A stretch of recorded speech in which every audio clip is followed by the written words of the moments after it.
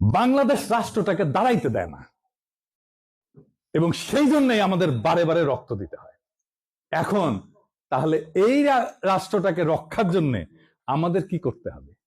ছাগল যেন গাছে মুখ না দেয়, তাহলে আমাদের বেড়া তৈরি করতে হয়, ঠিক তো? আমাদের তাইলে ওই বেড়াটা তৈরি করতে হবে। ওই বেড়াটা তাইলে কিভাবে তৈরি হবে?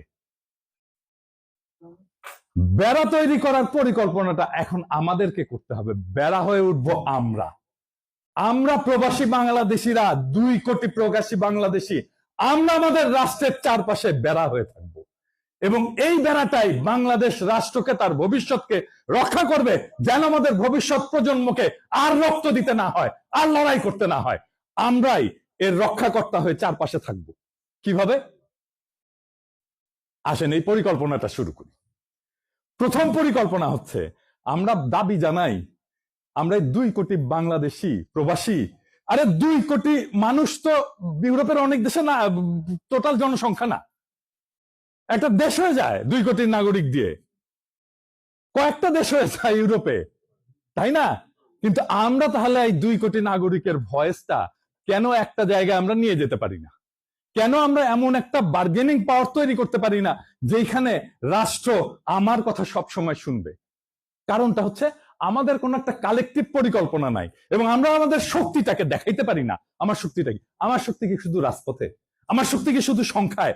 আমার শক্তি কি শুধু বক্তৃতায়? না, আরো জায়গায় আমি শক্তি দেখাইতে পারি। কি? আমি একটা পরিকল্পনা নিছি, আপনারা হয়তো দেখছেন, এবং এটা নিয়ে আমি সরকারের সাথে কাজও করতেছি। কেন পরিকল্পনা নিলাম সেটা একটু ব্যাখ্যা করি। সেটা হচ্ছে, আপনারা দেখছেন না IMF $5 বিলিয়ন লোন দেয়? কয়বার সালাম করে IMF এর পায়ে? কয়বার সালাম করে সরকার? 1000 বার সালাম করে IMF এর পায়ে $5 বিলিয়ন লোন নেওয়ার জন্য। লোন এটা আবার শোধ দিতে হবে, এমন না যে ওটা আমাদেরকে দিচ্ছে, ওইটা আমাদেরকে সাদগায়ে জারিয়া করে দিচ্ছে যে আমাদেরকে আর কখনো এটা শোধ করতে হবে না, তা কিন্তু না। লোন, সেই লোনের জন্য বাংলাদেশ সরকার, বাংলাদেশের রাষ্ট্রপতি, বাংলাদেশের প্রধানমন্ত্রী, বাংলাদেশের মন্ত্রীরা 1000 বার সালাম করে IMF এর পায়ে, ঠিক কিনা? হ্যাঁ, আমরা 2 কোটি প্রবাসী বাংলাদেশি, প্রত্যেক মাসে যদি আমরা $20 করে দিই প্রত্যেকে, হিসাব করেন কত টাকা হয় এক বছরে? হিসাব করেন কত টাকা হয়? $5 বিলিয়ন হয়।